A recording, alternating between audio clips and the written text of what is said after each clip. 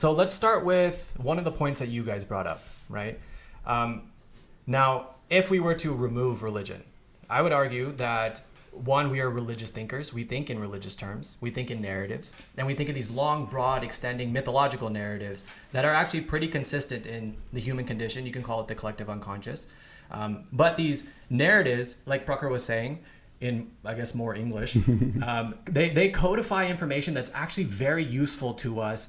One, from understanding our past and our history, but also how to move forward, how to move collectively, and then prevent us from doing certain things that may seem outdated and unnecessary now as far as technology is concerned, but especially back then had a huge impact.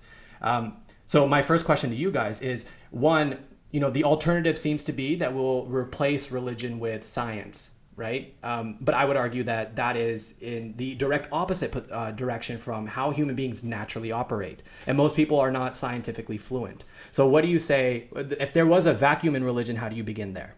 Can we just understand the question? You're saying that if there's a vacuum in religion, then how do we justify it with science?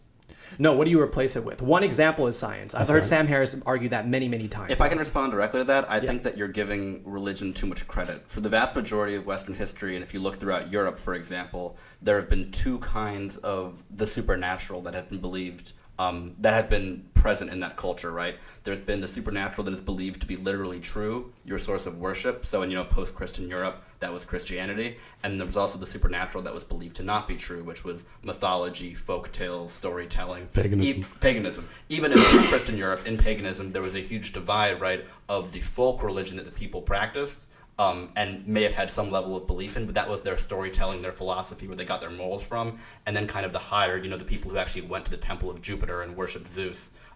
There's a division there. So I think that when we're attacking religion, there's no need to get rid of mythology and storytelling, because the power of those things doesn't rely, the reason that the story of Jack and the Beanstalk survived for hundreds of years isn't because anybody literally believed Jack to be true, anybody Jack is not true. I'm sorry to disappoint you. No one was praying to the giant, except for maybe Johnny. He's kind of a giant. But I'd say that I don't think we need to replace it with anything, because I think what we're removing is mainly the harmful element. We're removing the literal belief that these things are absolutely true, that they're dogma that must be obeyed, and that if someone else denies them, they are challenging my identity and my meaning. Right. And what we're leaving is still the ability to view our lives in narratives, but taking away that element of literal truth. Let me go one step further. I think that it's not only they don't have to replace it with something. The fact that we don't understand to begin with might be the creation for what we say is religion, the God of gaps theory. So, I don't know why the sun rises in the morning and goes in the evening. There must be some actor that's doing that. That is the God of the sun. Why does the river overflow in the Nile twice every year and let that give us crops? It's the God of the river Nile. So I think that as long as we're able to be uncomfortable with not knowing, we can actually have these honest conversations that will progress us forward. If we just say, hey, no, that we have a solution, it's God to this. No, there's another solution, it's God to that. Then there's no reason to progress forward, because we have already the answer. Whether it's true or not, just believe in it, have faith. So I think Jonathan, you did justice to making what I would have said to Alex in return, is that when you spoke about the middle centuries in Europe having two different kinds of definitions of divine, it wasn't that divine was manufactured. It is that the divine is present. And even now, Jonathan, and the way it's present is we still do not understand what breathes bloody life into people. And I'm not saying attributed to a supernatural, omnipotent, omniscient being in the sky who gave you. But the fact of the matter is to really understand, especially when we do not have a concept of what is to not, when we do not know what to do with things we don't understand, we need a very safe blanket around that concept that hopefully will solve other purposes as well. And that speaks to the other half of what you said, which is that nobody literally believes in Jack and the Beanstalk, but that story is still continued.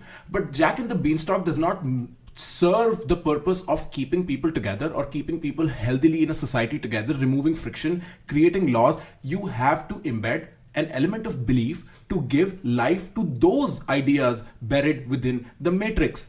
And in all fairness, I do not think you can create a vacuum of something as efficient an idea as religion that sort of dictates or that sort of proxies for our otherwise very frictious ethnic differences. You cannot create a meme as we haven't been able to. That's why religion still continues to survive. And I know I'm touching upon the naturalistic fallacy, but it's evident. Let me just expand on that really quick. The God of the gaps idea, yes. So Neil deGrasse Tyson has that famous quote that if you're defining God by what we don't understand, it's an ever decreasing space, right? But as far as codifying information, it's not just information blanket, right? Like how lightning works or where rain comes from. It's more so morals and ethics, right? How do we participate with each other? And what Prakhar brought up about the vacuum that's left over is, it was a significant question that I posed earlier. And if I didn't make that clear, that's what I was pointing to, is if religion was left out, right? Now, where do you derive these morals and ethics from? Because I would also argue that people, it's not necessarily inherent to people, right? We formulate tribes, we create small communities, and then we create an oppositional other, and we live almost in relationship to this other. The less we understand them, the less commonalities that we have, the more likely we are to elicit combat, right? Steal resources or just take over their land. Right. Now, what religion, I think, attempted to do, right, was codify this manner of being, right, where now everybody is subordinated to this conception of God, right? This ideal that they can all collectively pursue and held responsible to, right? So I would extend that question one more time. What do you do with the vacuum that's left over, and where would we derive morals and ethical behavior from? So, so essentially, I think the reason why you have this outcome where we have the in-group and the out-group, and the reason why I guess religion comes to that point is because as individuals, we constantly are trying to check how are we doing. We try to progress. So I say something, I look for your facial reaction, and based on that, I subconsciously modify my action. So if that's the way it works on an individual level, it also works that way on a collective level. So naturally speaking, there will always be some mechanism that will fill up for that gap, creating for a pseudo-religion. Look at the United States now. You have the higher and higher levels of atheism, lower and lower levels of faith of like classical religion, and you have replacements, whether it's tailgating and supporting, the Dodgers or the Giants, or whether it's being in a fan club for 90210 or whatever the other, or more serious things, patriotism, nationalism. belief in, people who are atheists.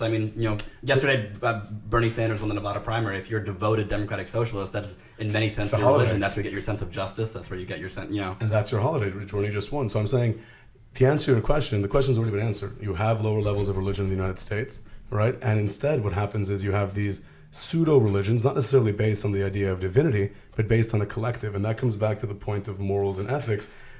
I think that morals and ethics don't come necessarily from a higher being saying, hey, this is correct and this is wrong and I have the power to do everything, so therefore follow it. It comes from a mutual understanding, and that mutual understanding comes from, I guess, under a shared value. So Jack and the Beanstalk does bring us together, because even if I disagree with Jack and the Beanstalk and you agree with it, we both know what it is. So we have a point of contact. If you don't have communication, you have violence. So anything, literally anything, can become a source of binding.